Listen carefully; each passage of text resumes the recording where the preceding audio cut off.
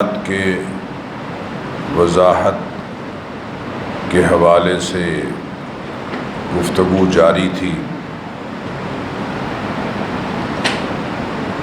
ایمان باللہ یعنی اللہ تعالیٰ کی ذات عالی پر ایمان کسے کہتے ہیں، ایمان بالملائکہ فرشتوں پر ایمان کا کیا مفہوم ہے، اور ایمان بالکتب السماویہ کہ منزل من اللہ تعالیٰ کی طرف سے اتاری گئی کتابوں پر ایمان کا کیا مفہوم ہے، اس حوالے سے چند باتیں، بنیادی باتیں آپ حضرات گزشتہ خطبات میں سن چکے ہیں۔ آج انشاءاللہ ایمان بالرسالت یعنی انبیاء اور رسل علیہم السلام کے بارے میں اہم پہلوؤں پر آپ حضرات کی توجہ مطلوب ہے۔ اس ساری گفتگو کا تعلق عقائد سے ہے اور اسے اپنے ذہنوں میں اچھی طرح سے راسخ کرنا ہماری ایمانی ضرورت ہے۔ میرے بزرگوں اور دوستو، یہ حقیقت ہے کہ انسان کی ہمہ جہتی، انفرادی اور اجتماعی مکمل رہنمائی کا ٹھوس اور معتبر ترین ذریعہ وحی الہی۔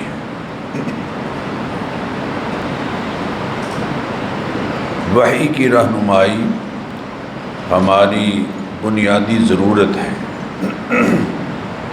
اس لیے کہ رہنمائی کے باقی جتنے ذرائع ہیں وہ محدود ہیں اور حتمی نہیں ہیں، حتمی نہیں ہیں۔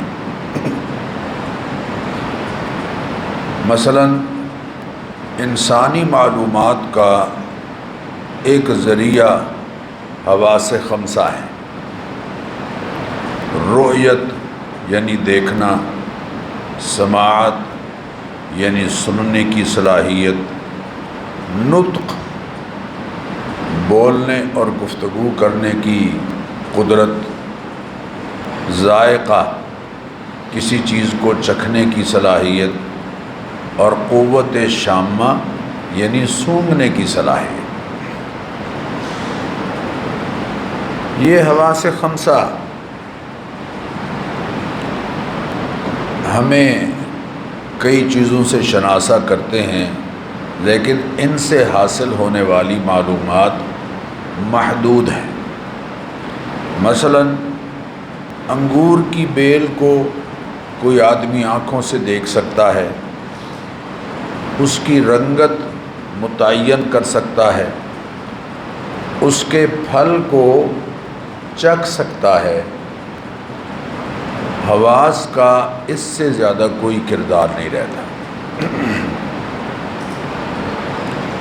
معلومات کا دوسرا ذریعہ عقل ہے۔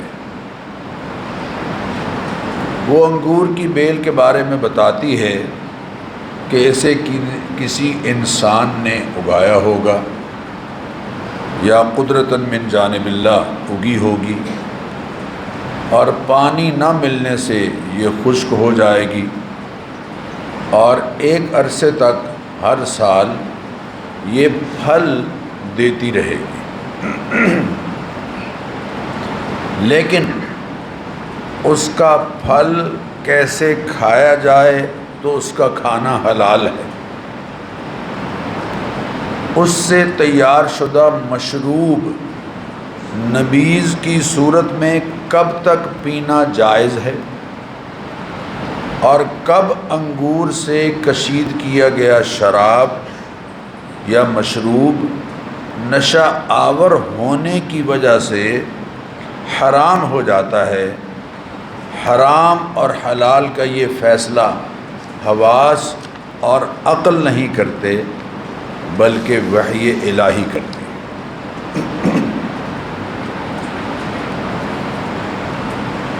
معلوم ہوا تیسرا ذریعہ وحی الہی ہے جو منصب رسالت پر فائز ہستی کے واسطے سے ہماری رہنمائی کرتا ہے اور اسے ہر عقل سلیم تسلیم کرتے ہوئے اس کی تائید کرتی ہے۔ عقل سلیم اسے تسلیم کرتے ہوئے اس کی تائید کرتی ہے۔ سورہ نحل کی آیت نمبر 67 میں ارشاد باری تعالی ہے وَمِن ثَمَرَاتِ النَّخِيلِ وَالْأَعْنَابِ تَتَّخِذُونَ مِنْهُ سَكَرًا وَرِزْقًا حَسَنًا، کہ انگور اور کھجور کے درختوں کے پھلوں سے تم منشیات تیار کرتے ہو، سکرن، اور عمدہ رزق بھی حاصل کرتے ہو۔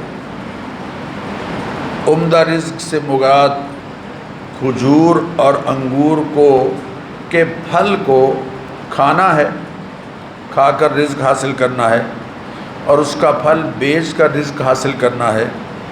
قرآن نے اسے عمدہ رزق کہا ہے، لیکن شراب کو اللہ تعالیٰ نے یعنی سکر کو رزق حسن اس آیت میں نہیں کہا ہے، حالانکہ یہ آیت مکہ مکرمہ میں نازل ہوئی۔ وحی کی قدر و منزلت نبی اکرم صلی اللہ تعالی علیہ وسلم کی منصبی ذمہ داریوں کے بیان میں اللہ تعالیٰ نے سورہ اعراف میں ہمیں سمجھائی ہے۔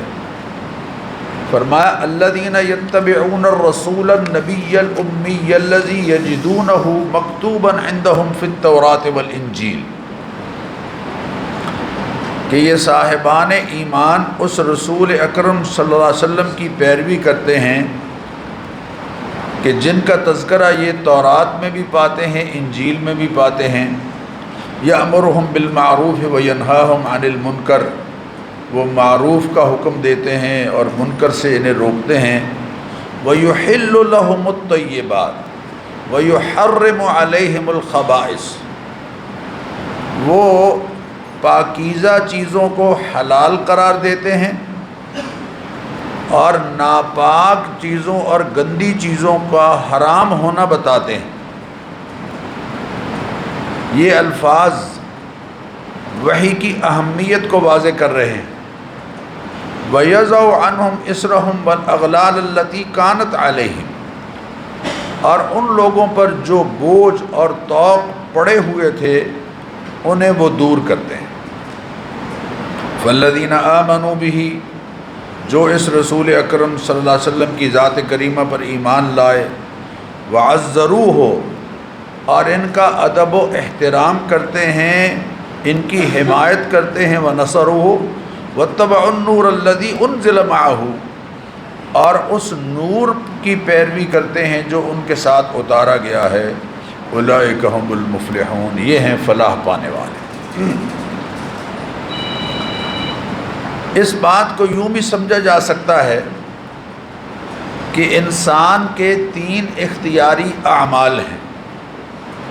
انسان کے 3 اختیاری اعمال ہیں، قول یعنی بولنا، عمل یعنی ایکشن کوئی کام کرنا، اور فکر یعنی سوچ وچار کرنا۔ ان تینوں میں اچھائی اور برائی دونوں کا احتمال ہے۔ قول صحیح بھی ہو سکتا ہے، غلط بھی، عمل صحیح بھی ہو سکتا ہے، غلط بھی، سوچ اور فکر اور تھنکنگ صحیح بھی ہو سکتی ہے، غلط بھی۔ اب نادرست اور درست، یا غلط اور صحیح، اور جائز کیا ہے اور ناجائز کیا ہے، قول اور عمل اور فکر میں جائز کیا ہے اور ناجائز کیا ہے، اس فیصلے کے لیے بہرحال وحی الہی کی رہنمائی کی ضرورت ہے، جو یقیناً منصب رسالت پر فائز عقل کلی کی حامل عقل کلی کی حامل وہ ہستیاں کرتی ہیں جن پر ربانی وحی کا نزول ہو رہا ہوتا ہے، جن پر ربانی وحی کا نزول ہوتا رہا اور وہ سلسلہ نبی اکرم صلی اللہ علیہ وسلم کی ذات کریمہ پر آ کر منقطع ہو گیا۔ اسی طرح یہ پہلو بھی پیش نظر رہے، یعنی اہمیت رسالت کے حوالے سے یہ چند باتیں میں آپ سے عرض کر رہا ہوں، یہ پہلو بھی پیش نظر رہے کہ اللہ تعالیٰ کا فرمان ہے الا لہ الخلق والامر، دو باتیں فرمائیں، آگاہ رہو کہ خلق پیدا کرنا، والامر اور جو موجود ہے اسے اپنی مصلحت کے مطابق حکم دینا، اس کا حق صرف خالق کو ہے۔ الا لہ الخلق والامر، یہ ورلڈ بھی اسی کا ہے اور آرڈر بھی اسی کا۔ انبیاء اور رسول علیہم السلام اس خالق اور عامر کا پیغام اور ہدایات مخلوق تک پہنچانے کا ذریعہ ہے۔ اللہ تعالیٰ نے قرآن کریم میں سورہ مدثر کی آیت نمبر 52 میں فرمایا بل یرید کل امرئ منہم ان یؤتی صحفا منشرہ کلا، ان میں سے ہر ایک شخص چاہتا ہے، ان میں سے ہر شخص یہ چاہتا ہے کہ اسے کھلی کتاب دی جائے، ڈائریکٹ وہی اس پر اترے۔ کلا، ایسا ہرگز نہیں ہو سکتا، یہ اللہ کا دستور نہیں ہے، یہ اللہ کا دستور نہیں ہے۔ وحی کا نور دل و دماغ میں محفوظ کرنا ہر فرد بشر کے بس کی بات نہیں رہی۔ اللہ تعالیٰ نے سورہ مزمل میں ارشاد فرمایا انا سنلقی علیک قولا ثقیلا، اے حبیب صلی اللہ علیہ وسلم یقیناً ہم آپ پر بہت بھاری بات ان قریب نازل کریں گے، بھاری بات۔ سورہ حشر میں اسی بات کو مزید واضح کیا گیا، آیت نمبر 21 میں لو انزلنا هذا القرآن على جبل لرأيته خاشعا متصدعا من خشیۃ اللہ، اگر ہم اس قرآن کریم کو کسی پہاڑ پر اتارتے تو آپ دیکھتے کہ اللہ کے خوف سے وہ پست ہو کر ٹکڑے ٹکڑے ہو جاتے، وہ پست ہو کر ٹکڑے ٹکڑے ہو جاتا، چونکہ وحی کا نور دل و دماغ میں یہ اپنے اوپر محفوظ کرنا ہر فرد کے بس کی بات نہیں۔ چنانچہ اس عظیم ذمہ داری، اس عظیم منصب اور ذمہ داری کو ادا کرنے کے لیے اللہ تعالیٰ نے انسانوں میں سے ان اعلیٰ ترین فکر و کردار کے حامل افراد کا انتخاب فرمایا جنہیں ہم سب قابل صد احترام بلکہ قابل سب احترام نبی اور رسول کہتے ہیں۔ میرے بزرگوں اور دوستو، اب یہ بات اچھی طرح سے آپ کے ذہن میں رہے کہ منصب رسالت سعی، کوشش اور محنت یا کسب اور ریاضت سے کبھی حاصل نہیں ہوا،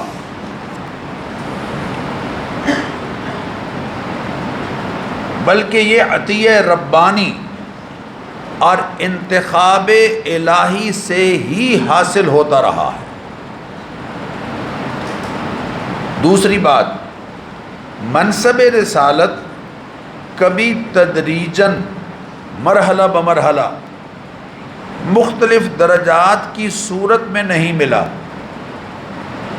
کہ پہلے نبی ملہم بنا ہو، پھر مہدی بنا ہو، پھر مسیح بنا ہو اور پھر نبوت کا دعویٰ کرے، جو مرزا غلام احمد قادیانی نے اپنے بارے میں ترتیب بتائی ہے، یہ اس لیے غلط ہے کہ نبوت کا منصب کبھی تدریجاً اس طرح سے نہیں ملا، بلکہ یہ عطیہ ربانی اور انتخاب الہی ہے کہ وہ آگ لینے کو گئے اور پیمبری مل گئی۔ حضرت موسیٰ علیہ السلام اپنے ساتھیوں کے ساتھ، اپنے گھر والوں کے ساتھ چل رہے ہیں، اذ رأى نارا، انہوں نے آگ دیکھی، بظاہر دیکھا کہ جیسے کوئی آگ ہے، فقال لأہلہ، اپنے گھر والوں سے کہنے لگے، امکثوا، ٹھہرو، آپ یہاں ٹھہرو، انی آنست نارا، مجھے لگتا ہے کہ جیسے وہاں آگ جل رہی ہے، لعلی آتیکم منہا بقبس، میں وہاں سے کوئی انگارہ لے آتا ہوں تاکہ ہم یہاں بھی آگ جلا لیں گے، او لعلی آتیکم منہا بقبس او اجد علی النار ہدی، یا وہاں کوئی آگ جلانے والا ہوگا جس سے ہم راستے کے بارے میں رہنمائی لے لیں گے۔ فلما اتاہا، جب وہ قریب آئے تو نودی یا موسیٰ انی انا ربک فاخلع نعلیک، تو آواز آئی کہ اے موسیٰ میں تیرا رب ہوں۔ اللہ، وہ آگ لینے کو گئے اور پیمبری مل گئی۔ اللہ تعالیٰ افراد کو چنتے رہے۔ سورہ حج کی آیت نمبر 76 میں ہے، اللہ یصطفی من الملائکۃ رسلا ومن الناس، اللہ تعالیٰ چن لیتا رہا فرشتوں میں سے وحی کا نور انبیاء علیہم الصلاۃ و تسلیمات تک پہنچانے کے لیے، منتقل کرنے کے لیے۔ حضرت جبریل علیہ السلام کو چنا گیا، اور انسانوں میں سے چن لیتا رہا کہ وہ وحی کا پیغام جو ان تک پہنچا ہے وہ نسل انسانی تک پہنچا ہے۔ سورہ انعام کی آیت نمبر 124 میں ہے، وَإِذَا جَاءَتْهُمْ آیَةٌ، جب ان کے پاس کوئی معجزہ آتا ہے یا وحی الہی کا کوئی پیغام آتا ہے تو قالوا، یہ کہتے ہیں، لن نؤمن حتی نؤتی مثل ما اوتی رسل اللہ، ہم ہرگز نہیں ایمان لائیں گے یہاں تک کہ ہم پر بھی ڈائریکٹ وحی ویسے ہی اترے جیسے کہ اللہ کے رسولوں پر اتری۔ یہ کہتے ہیں، اعتراض کرتے ہیں مشرکین۔ اللہ تعالیٰ کیا فرماتے ہیں؟ اللہ فرماتے ہیں، اللہ اعلم حیث یجعل رسالتہ، تم یہ کہتے ہو کہ فرشتہ تمہارے پاس ویسے ہی آئے جیسے انبیاء علیہ السلام کے پاس آتا رہا ہے، اور ان کے سروں پر اور تمہارے سروں پر بھی تاج ویسے ہی رکھے نبوت و رسالت کا جیسا کہ اللہ تعالیٰ نے انبیاء کے سروں پر رکھا ہے۔ اللہ اعلم حیث یجعل رسالتہ، اللہ خوب جانتا ہے کہ منصب رسالت پر کسے فائز کرنا ہے۔ کفار مکہ نے جب نبی اکرم صلی اللہ علیہ وسلم کے بارے میں ایک بات کہی، سورہ زخرف کی آیت نمبر 31 میں اللہ نے اس کا ذکر کیا کہ لولا نزل هذا القرآن على رجل من القريتين عظیم، وہ کہنے لگے، کفار کہنے لگے کہ یہ قرآن ان دو بستیوں یعنی مکہ اور طائف میں سے کسی بڑے آدمی پر کیوں نازل نہیں کیا گیا؟ مکہ کا ولید ابن مغیرہ اور طائف کا عروہ ابن مسعود ثقفی، ان میں سے کسی پر نازل نہ ہوتا۔ ان احمقوں کو یہ تو پتہ نہیں تھا کہ جن کو تم بڑا کہہ رہے ہو یہ بہت چھوٹے ہیں، اور جن کو تم چھوٹا سمجھ رہے ہو وہ کائنات کے سب سے بڑے ہیں۔ اللہ اکبر، اللہ اکبر۔ اہم یقسمون رحمت ربک، کیا آپ کے رب کی رحمت کو یہ تقسیم کرتے ہیں؟ یہاں رحمت سے مراد سب سے بڑی نعمت نبوت ہے۔ اہم یقسمون رحمت ربک، اللہ بہتر جانتا ہے کہ وحی اور رسالت کے منصب پر کس کو فائز کرنا ہے۔ اللہ تعالیٰ، ذرا بات سمجھیے، اللہ کریم وہ امور جو نگاہوں سے اوجھل ہیں یا ماورائے عقل ہیں، میٹافزیکل، اور ان کا تعلق فرائض رسالت سے ہوتا رہا یا رسالت کی صداقت کی وہ دلیل ہوتے رہے، ایسے غیبی امور اور غیبی علوم سے آگاہ کرنے کے لیے اپنی مخلوق میں سے پاکیزہ ترین اخلاق و کردار کے حامل افراد کا انتخاب اللہ کرتا رہا۔ سورہ جن میں ہے، سورہ جن کی آیت نمبر 26 سے 28 تک، عالم الغیب، بغیر کسی کے بتلائے کہ جاننے والی ذات کون ہے؟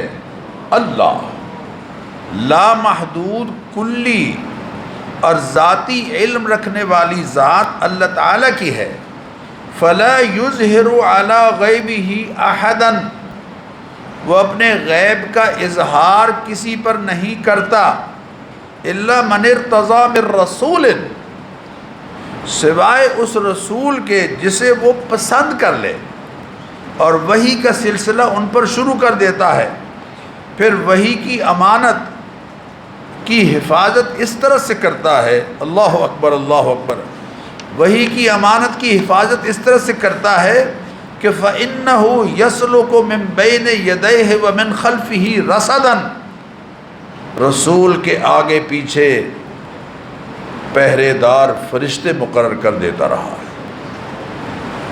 وہ شیاطین وغیرہ سے وحی کو محفوظ رکھنے کی ڈیوٹی سر انجام دیتے رہے، لِيَعْلَمَ أَنْ قَدْ أَبْلَغُوا رِسَالَاتِ رَبِّهِمْ، تاکہ وہ یہ ظاہر کرے کہ انبیاء علیہ السلام نے اپنے رب کے پیغامات من و عن پہنچا کر فریضہ رسالت صحیح طور پر ادا کیا ہے۔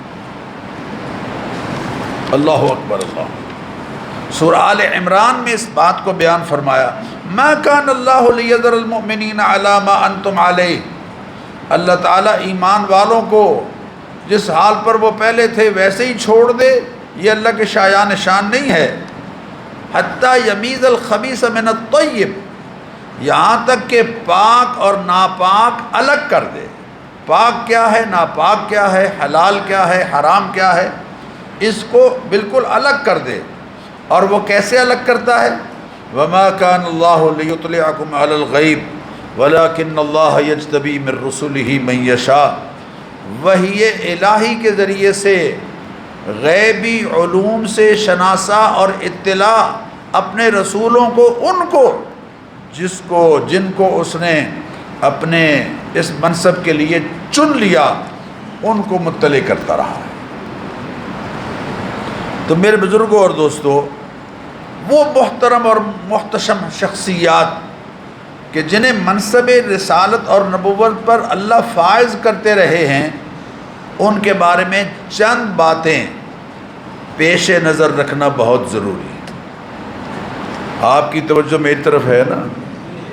جو لوگ سو رہے ہیں ان کو جگا دیں، آپ ارد گرد دیکھیں دونوں طرف۔ وہ ہستیاں جنہیں منصب رسالت پر فائز کیا جاتا رہا، ان کے بارے میں چند باتیں پیش نظر رکھنا بہت ضروری ہے۔ پہلی بات،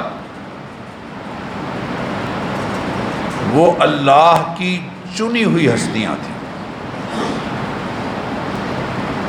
سورہ صاد کی آیت نمبر 47 ہے، وَإِنَّهُمْ عِنْدَنَا لَمِنَ الْمُصْطَفَيْنَ الْأَخْيَارِ، ہمارے نزدیک وہ برگزیدہ اور چنے ہوئے اور بہترین لوگ تھے، کائنات کے بہترین لوگ۔ یہ کون کہہ رہا ہے؟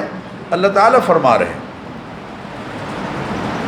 اور اسی صورت کی آیت نمبر 48 میں فرمایا، چند انبیاء علیہ السلام کے اسماء گرامی ذکر کرنے کے بعد فرمایا، وَكُلٌّ مِّنَ الْأَخْيَارِ، یہ سب کے سب انتہائی پسندیدہ اور اللہ کی مخلوق میں سے بہترین لوگ تھے۔ سورہ انعام کی آیت نمبر 83 سے 86 میں اللہ تعالیٰ نے 18 انبیاء علیہم السلام کے اسماء گرامی ایک مقام پر ذکر فرمایا، اور یہ پورے قرآن کریم میں واحد مقام ہے جہاں 18 انبیاء علیہم السلام کے اسماء گرامی اللہ نے اکٹھے بیان فرمائے ہیں، اور ان اسماء گرامی کے ذکر کے بعد آخر میں فرمایا وَكُلًّا فَضَّلْنَا عَلَى الْعَالَمِينَ، ان سب کو ہم نے سارے جہانوں پر فضیلت عطا فرمائی۔ اللہ، ہم نے ان میں سے ہر ایک کو تمام جہانوں پر فضیلت عطا فرمائی ہے۔ انبیاء علیہم الصلاۃ والتسلیمات کی ناموس کا دفاع یہ اللہ کی سنت ہے۔ اعتراض کفار کرتے رہے، جواب خود اللہ دیتا رہا، انا کفیناک المستہزئین، مذاق اڑانے والوں کی طرف سے آپ کو ہم کافی ہیں۔ واللہ یعصمک من الناس، لوگوں سے آپ کا بچاؤ ہم کریں گے، اللہ کرے گا۔ حضرت موسیٰ علیہ السلام کے بارے میں قوم نے غلط بات کہی، اللہ قرآن کریم میں فرما رہے ہیں لا تکونوا کالذین آذوا موسیٰ فبرأہ اللہ مما قالوا، جو کچھ موسیٰ علیہ السلام کے بارے میں لوگ کہہ رہے تھے اللہ نے ان کو اس سے بچایا اور بری کیا، دفاع کیا۔ حضرت یوسف علیہ السلام کے بارے میں جب ایک رائے قائم ہو رہی تھی تو کون آیا جواب دینے کے لیے؟ خود اللہ قرآن کریم میں جواب دے۔ ان کے آداب خود اللہ نے سکھائے ہیں، لا ترفعوا اصواتکم فوق صوت النبی، میرے حبیب کی آواز کے سامنے تمہاری آواز بلند نہیں ہونی چاہیے۔ ولا تجہروا له بالقول کجہر بعضکم لبعض، جس طرح ایک دوسرے سے بے تکلف بات کرتے ہو، خبردار میرے حبیب سے اس طرح سے بات نہیں کرنی، ان کی مجلس میں ایک دوسرے کے ساتھ بھی ایسے اس لہجے میں بات نہیں کرنی۔ لا تجعلوا دعاء الرسول بینکم کدعاء بعضکم بعضا، جیسے تم ایک دوسرے کو بلاتے ہو ویسے میرے حبیب کو نہیں بلانا ہے، اور جیسے ایک دوسرے کے بلاوے کو تم سمجھتے ہو کہ توجہ دیں تو ٹھیک، نہ دیں تو نہ صحیح، ویسے میرے حبیب کا بلانا اس کو معمولی نہ سمجھنا۔ تم نماز بھی پڑھ رہے ہو اور وہ تمہیں بلائیں، نماز چھوڑ دینا، ان کی آواز پر لبیک کہنا۔ اللہ اکبر۔ سورہ آل عمران کی آیت نمبر 34 میں اللہ تعالیٰ نے ارشاد فرمایا ان اللہ اصطفیٰ آدم و نوحا وآل ابراہیم وآل عمران علی العالمین، ہم نے پورے جہانوں پر 2 ہستیوں کو چنا اور 2 خاندانوں کو چنا۔ ان اللہ اصطفیٰ آدم علیہ السلام کو چنا، ان کو مسجود بلائق بنایا، ان کو علم الاسماء عطا فرمایا، نسل انسانی ان سے چلی، ان کو یہ شرف بخشا۔ ونوحا، اور نوح علیہ السلام کو چنا۔ نوح علیہ السلام زمین پر پھیلنے والے شرک کا رد کرنے اور لوگوں کو عقیدہ توحید سمجھانے اور اپنے گناہوں کی یعنی گناہوں کی بخشش کے لیے استغفار کرنے کی تعلیم دینے کے لیے اللہ تعالیٰ نے مبعوث فرمایا۔ وَلَقَدْ أَرْسَلْنَا نُوحًا إِلَىٰ قَوْمِهِ فَلَبِثَ فِيهِمْ أَلْفَ سَنَةٍ إِلَّا 50 عَامًا، 950 سال مسلسل اللہ کے دین کی تبلیغ کرتے رہے۔ قوم نے 5 محترم ہستیاں جو اولیاء اللہ تھے، ود، سوا، یعوس، یعوق اور نصر، ان کے انتقال کے بعد ان کے ماڈل بنا کر ان کو اللہ کی قربت کا ذریعہ قرار دیتے ہوئے پوجا شروع کر دی۔ لیکن بعد کی نسل جب آئی اور جن کے پاس علم نہیں تھا، انہوں نے ڈائریکٹ ان کی پوجا شروع کر دی۔ اور حضرت عبداللہ بن عباس رضی اللہ تعالی عنہما فرماتے ہیں، صحیح بخاری میں اس آیت کی تشریح میں کتاب التفسیر میں حضرت عبداللہ بن عباس کا یہ قول مذکور ہے کہ دور نبوی کے مشرکین نے بھی ان 5 ہستیوں کے ماڈلز اپنے اپنے علاقوں میں بنا کر ان کی پوجا شروع کی، اور جب ان سے پوچھا جاتا تھا کہ تم نے یہ ماڈل کیوں بنائے ہیں تو وہ کہتے تھے، سورہ زمر کی آیت نمبر 3 میں ہے، ما نعبدهم الا ليقربونا الى الله زلفا، ہم ان کو صرف ہم نے اس لیے رکھا ہے تاکہ ہم ان کے واسطے سے اللہ کے قریب ہو جائیں۔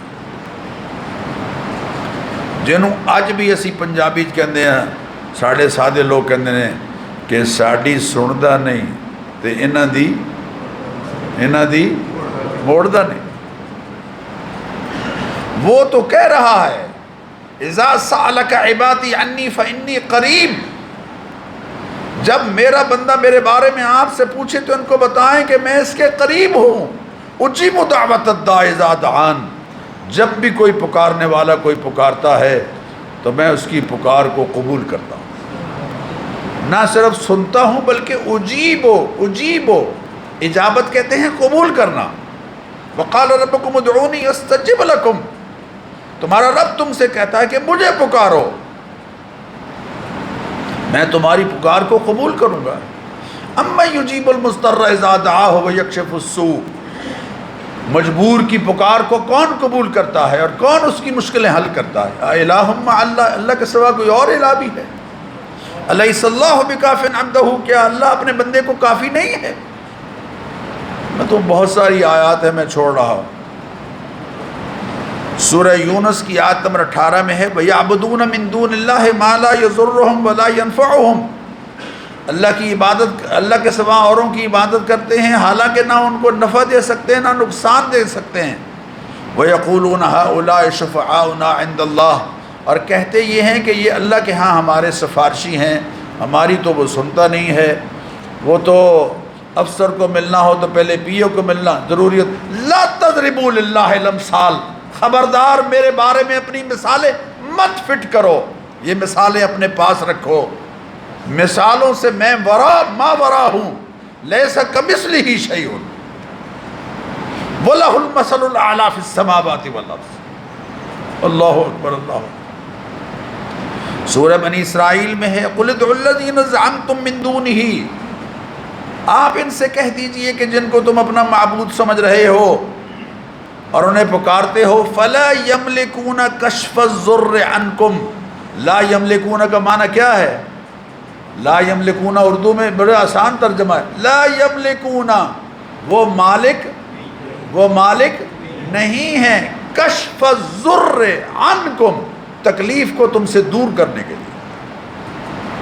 مشکل کشا اللہ ہے، حاجتیں پوری کرنے والا حاجت روا اللہ ہے۔ لا یملکون کشف الضر عنکم ولا تحویلا، بدل بھی نہیں سکتے۔ اولئک الذین یدعون، جن کو یہ پکارتے ہیں، خود یبتغون الی ربہم الوسیلہ، وہ تو خود اللہ تعالیٰ کا قرب حاصل کرنے کے لیے کوشاں ہو رہے ہوتے ہیں، رات دن انہوں نے ایک کی ہوتی، اللہ کی عبادت کرتے ہیں۔ اللہ یرجون رحمتہ ویخافون عذابہ، وہ تو خود اپنے رب کی رحمت کے امیدوار ہوتے ہیں اور اس کے عذاب سے خود ڈر رہے ہوتے ہیں۔ اب بتاؤ یہ پتھر ہیں، یہ پتھروں کے بارے میں بات اتری ہے کہ جی یہ تھا پتھروں کے بارے سے وٹیاں دے بارے جو تھے، بھئی بندہ خدا، یہ تو زندہ انسانوں کے بارے میں اتری ہے۔ بہرحال ان اللہ اصطفیٰ آدم و نوحا، آدم علیہ السلام کو چنا، نوح علیہ السلام کو چنا، اور آگے کیا ہے؟ وآل ابراہیم، آل ابراہیم کو چنا۔ حضرت ابراہیم علیہ السلام جد الانبیاء ہیں۔ سورہ عنکبوت میں ہے وَوَهَبْنَا لَهُ اسحاق و یعقوب، ہم نے ابراہیم کو اسحاق بھی عطا فرمایا، یعقوب بھی عطا فرمایا۔ وَجَعَلْنَا فِي ذُرِّيَّتِهِ النُّبُوَّةَ وَالْكِتَابَ، اور ان کی اولاد میں ہی ہم نے نبوت بھی رکھ دی، کتاب بھی رکھ دی، وحی بھی اترتی رہی، انبیاء بھی آتے رہے۔ سن لے، حضرت یعقوب کی اولاد میں سے بنی اسرائیل انبیاء تشریف لائے، اور حضرت اسماعیل کی اولاد میں سے ایک یکتا اور نرالا در یتیم. یتیم کا معنی یہاں بغیر باپ والا نہیں ہے، یتیم کا معنی ہے اکیلا. در یتیم، اکیلا موتی کائنات میں، اللہ کے خزانے میں اکیلا موتی. اسماعیل علیہ السلام کی اولاد میں سیدنا حضرت محمد الرسول اللہ. وآل عمران، اور چوتھا خاندان آل عمران. عمران دو گزرے ہیں، ایک حضرت موسیٰ اور حضرت ہارون علیہ السلام کے والد محترم، اور دوسرے حضرت مریم سلام اللہ علیہا کے والد محترم. اذ قالت امرأۃ عمران، حنہ بنت ناقوز حضرت مریم کی والدہ کا اسم گرامی، ان کے شوہر عمران. دو افراد اور دو خاندان، ذرا غور کیجئے. پھر اللہ کے حبیب فرماتے ہیں کہ ان اللہ اصطفیٰ من ولد ابراہیم اسماعیل، اللہ نے اولاد ابراہیم میں سے اسماعیل کو چنا، اور اولاد اسماعیل میں سے کنانہ کو چنا، اور کنانہ میں سے قریش کو چنا، اور قریش میں سے بنو ہاشم کو چنا، اور بنو ہاشم میں سے محمد الرسول اللہ کو چنا. یوں اللہ کی پوری کائنات میں حقیقی مصطفیٰ اور مجتبیٰ ایک ہی ہے، اور وہ ہیں جناب محمد الرسول. خوش نصیب ہو. اللہ اکبر. اللہ نے ایسی ہستی کی امت میں ہونے کا شرف بخشا ہے. اوروں کو بھی چنا، لیکن وہ چنے ہوئے اپنی جگہ، یہ چنے ہوئے میں سے جو چنا ہے. حضرت موسیٰ علیہ السلام سے کہا تھا، یا موسیٰ ان اصطفیتک علی الناس برسالاتی و بکلامی، اے موسیٰ ہم نے آپ کو منصب رسالت کے لیے اور اپنے ساتھ کلام کے لیے چن لیا ہے. حضرت سورۃ طٰہٰ میں ہے واصطنعتک لنفسی، اے موسیٰ ہم نے آپ کو خاص اپنی ذات کے لیے چن لیا ہے. تلک الرسل فضلنا بعضهم علی بعض، پھر ان رسولوں میں سے بعض کو بعض پر شرف اور فضیلت عطا فرمائی. سورہ بنی اسرائیل میں ہے وَلَقَدْ فَضَّلْنَا بَعْضَ النَّبِيِّينَ عَلَى بَعْض، کہ بعض انبیاء کو بعض انبیاء پر فضیلت عطا فرمائی. اور ان انبیاء میں سے فضیلت کی چوٹی پر جو ہستی ہیں وہ کون ہیں؟ جناب محمد الرسول اللہ صلی اللہ علیہ وسلم، جن کو اللہ تعالیٰ نے یہ بشارت دی. سورہ بنی اسرائیل کی آیت نمبر 79 میں ہے وَمِنَ اللَّيْلِ فَتَہَجَّدْ بِهِ نَافِلَةً لَكَ عَسَىٰ أَن يَبْعَثَكَ رَبُّكَ مَقَامًا مَحْمُودًا. اے حبیب ہم آپ کو مقام محمود عطا فرمائیں گے. مقام محمود، حضور نے فرمایا سب سے پہلے میری آرام گاہ میں سے اللہ تعالیٰ مجھے اٹھائیں گے. اول من تنشق بھی، پھر میں سب سے پہلے شفاعت کرنے والا ہوں گا. انبیاء علیہ الصلاۃ والتسلیمات کا پرچم لوائے حمد میرے ہاتھ میں ہوگا. میں انبیاء علیہ الصلاۃ والتسلیمات کی قیادت کرنے والا ہوں گا. نسل انسان، اب ذرا غور کیجئے، آخری ایک دو جملے ہیں. نسل انسانی کو شرف بخشنے کے لیے تمام انبیاء علیہ الصلاۃ والتسلیمات کو اللہ تعالیٰ نے نسل انسانی میں سے پیدا فرمایا. سورہ ابراہیم میں ہے، سورہ ابراہیم کی آیت نمبر 10 اور 11 قالوا ان انتم الا بشر مثلنا تريدون ان تصدونا عما كان يعبد آباؤنا. یہ وہ دو اعتراضات ہیں جو ہر نبی کی امت نے ان کے سامنے کیے. ایک تو یہ کہ آپ ہمارے باپ داداؤں کا طریقہ ہم سے چھڑوانا چاہتے ہیں، جن کی ہمارے باپ داداؤں سے چلی آ رہی رسمیں ہیں، آپ چاہتے ہیں کہ وہ ہم چھوڑ دیں. اور دوسرے یہ کہ آپ بھی انسان ہیں، ہم کیسے مان لیں کہ کوئی انسان اس منصب پر فائز ہو سکتا ہے. قالت لهم رسلهم، ان کے رسولوں نے جواب میں فرمایا ان نحن الا بشر مثلکم، اس میں کوئی شک نہیں کہ ہم بھی انسان ہیں، نسل انسانی میں سے ہیں. ولکن اللہ یمن علی من یشاء من عبادہ، لیکن اللہ اپنے بندوں میں سے جس پر چاہتا ہے احسان کرتا ہے اور اس کو اس منصب کے لیے چن لیتا ہے. وما كان لنا ان ناتيكم بسلطان الا باذن الله، اللہ کی اجازت کے بغیر، اس کے حکم کے بغیر ہم کسی معجزے کا اظہار نہیں کر سکتے۔ معجزہ تب ظاہر ہوگا جب اللہ چاہیں گے۔ سورہ رعد میں ہے، سورہ رعد کی آیت نمبر 39، وَلَقَدْ أَرْسَلْنَا رُسُلًا مِّن قَبْلِكَ، اے حبیب آپ سے پہلے جو رسول تشریف لاتے رہے ہیں، وَجَعَلْنَا لَهُمْ أَزْوَاجًا وَذُرِّيَّةً، ان کی بیویاں بھی تھیں، ان کی اولاد بھی تھی۔ بیویاں ہونا اور اولاد ہونا یہ اس بات کی علامت ہے کہ وہ نسل انسانی میں سے تھے۔ اعتراض کیا نبی اکرم صلی اللہ علیہ وسلم پر لوگوں نے، اس وقت کے لوگوں نے، اللہ نے اعتراض ذکر کیا ہے۔ وَقَالُوا مَا لِهَذَا الرَّسُولِ، یہ کہتے ہیں یہ کیسے رسول ہیں، يَأْكُلُ الطَّعَامَ وَيَمْشِي فِي الْأَسْوَاقِ، یہ کھانا بھی کھاتے ہیں اور بازاروں میں چلتے پھرتے بھی ہیں۔ آج بھی لوگوں کے ذہنوں میں یہ بات اچھی طرح سے بیٹھی ہوئی ہے، راسخ ہے کہ اللہ والا وہ ہے جو کھاتا پیتا۔ مولانا صاحب کی تنخواہیں مسجدوں میں کسی کی 12,000، کل مجھے بتا رہے تھے ایک صاحب کہ میں نے 10 سے بڑھا کر 16,000 کر دیا امام صاحب کی تنخواہ، کیونکہ یہ کھاتے پیتے نہیں ہوتے ہیں۔ وَيَمْشِي فِي الْأَسْوَاقِ، بازاروں میں چلتے پھرتے بھی ہیں۔ واک کرنے چلے گئے تو لوگوں نے کہا مولانا صاحب تسی بھی واک کرنا دیو۔ یہ اعتراض آج بھی چلا آ رہا ہے۔ اللہ نے جواب دیا، وَمَا أَرْسَلْنَا قَبْلَكَ مِنَ الْمُرْسَلِينَ، اے پیارے آپ سے پہلے جتنے رسول تشریف لائے ہیں، إِلَّا أَنَّهُمْ لَيَأْكُلُونَ الطَّعَامَ، وہ کھانا بھی کھاتے تھے، وَيَمْشُونَ فِي الْأَسْوَاقِ، اور بازاروں میں چلتے پھرتے بھی تھے۔ سن لو، یہ بات اپنے ذہن میں بٹھا لیجئے کہ جو لوگ یہ کہتے ہیں کہ جناب ہم یہاں نماز نہیں پڑھتے، ساڑی نماز اتھے ہوتی ہے، نماز نہیں پڑھتے،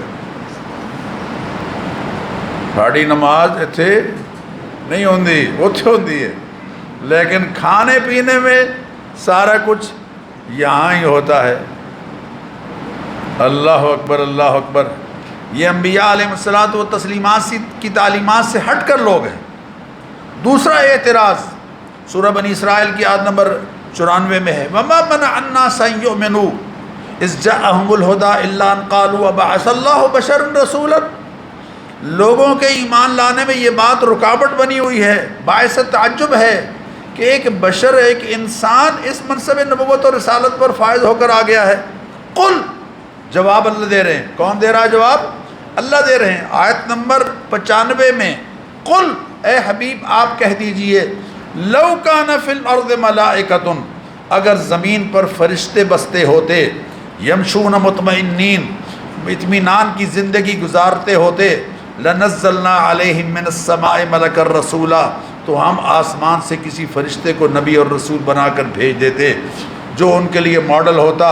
لیکن زمین میں چونکہ انسان بستے ہیں، اس لیے ان کو ایسی ہستی کی ضرورت ہے جو ان کے لیے ماڈل ہو، عائشہ کے شوہر کی صورت میں، فاطمہ کے والد کی صورت میں، احد کے کمانڈر کی صورت میں، مدینہ کے رہنما کی صورت میں، وہ فاتح مکہ کی صورت میں، اور بظاہر دب کر صلح ہو رہی ہے حدیبیہ، ہر مقام پر ان کا رہنما ہو۔ اللہ اکبر، اللہ اکبر۔ پھر نسل انسانی میں سے مردوں کو یہ اعزاز بخشا ہے کہ تمام انبیاء علیہ السلام مرد گزرے ہیں، کوئی عورت نبی اور رسول نہیں بنی۔ عورت انبیاء علیہ الصلاۃ والتسلیمات کی ماں کا اعزاز یقیناً انہیں حاصل ہے، یہ ان کے لیے شرف ہے۔